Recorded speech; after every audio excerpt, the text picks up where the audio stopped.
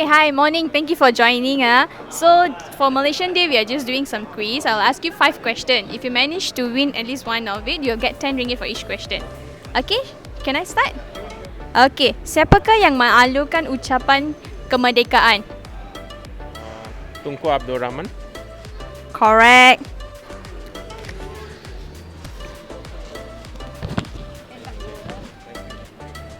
Soalan kedua. Apakah yang berlaku pada dekade 12 tengah malam 30 Ogos 1957? Kemerdekaan Malaysia. Are you sure? Yeah, what? Come again? Apakah yang berlaku pada detik 12 tengah malam 30 Ogos 1957? 12 setengah. Yes, I give you options. Bendera Malaysia dinaikkan, bendera Union Jack dinaikkan, bendera Union Jack diturunkan, bendera Malaysia diturunkan. Bendera Malaysia dinaikkan. Salah. Okay, tak apa. So we move on to the third question. Apakah tema sambutan kemerdekaan Malaysia pada tahun ini? You want to give a try?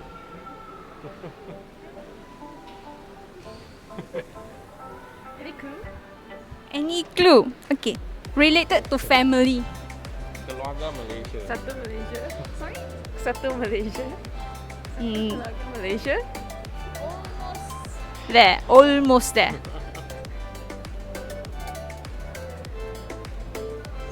Satu. So I'll tell you the answer is keluarga Malaysia tunggu bersama. Okay. Last two question. Apakah nama bendera Malaysia? Jalan Gemilang. Betul. Okay. Last question.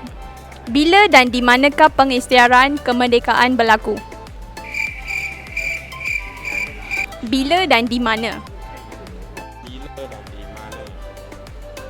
Easy. Very easy. Stadium Merdeka. Stadium Merdeka. Bila? Bila? 31st August 1957. Betul. Okay. Okay, so how much total you all win? 30. 30. Thank you so much for participating with us. Thank you.